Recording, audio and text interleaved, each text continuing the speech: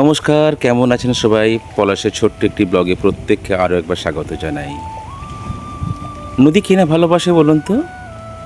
আমাদের প্রত্যেকের একটা নির্দিষ্ট সময়ের পর থেকেই কিছুটা সময়ের জন্য নদী, পাহাড়, পর্বত, সাগর, মরুভূমিতে কিছুটা সময় কাটিয়ে আসার প্রচণ্ড স্পৃহা এবং ইচ্ছা দুটোই জাগরিত হয়।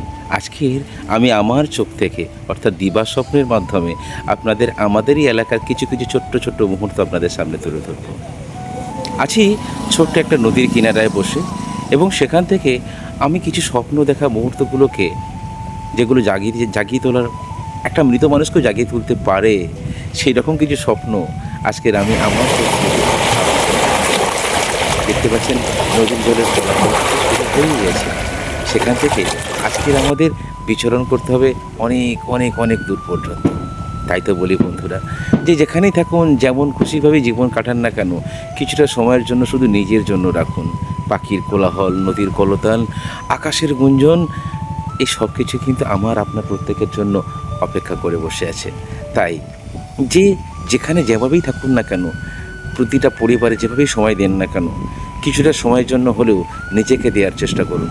যতই আমি ব্যস্ত হন না কেন, কিছুটা সময় নিজেকে দেওয়ার চেষ্টা করুন। না হলে একদিন সেই দিনটা আসবে, যে দিনটাতে আপনি কুণ্ঠাবোধ করবেন, নিজের কাছে নিজে জবাবদিহি করতে বাধ্য থাকবেন, আমি কি ভুলটা করে এসেছি।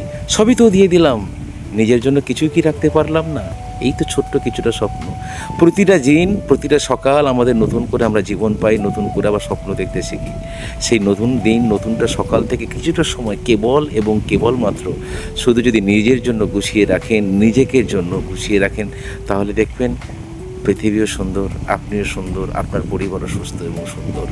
তাই বলছি বন্ধু, নিজের জন্য একটু ভাবুন। অনেক তো সংসার হলো, অনেক তো সমাজ হলো, অনেক তো সংসার হলো, নিজের জন্য ভাবুন, দেখবেন পৃথিবীটা সুন্দর হয়ে উঠেছে। ধন্যবাদ।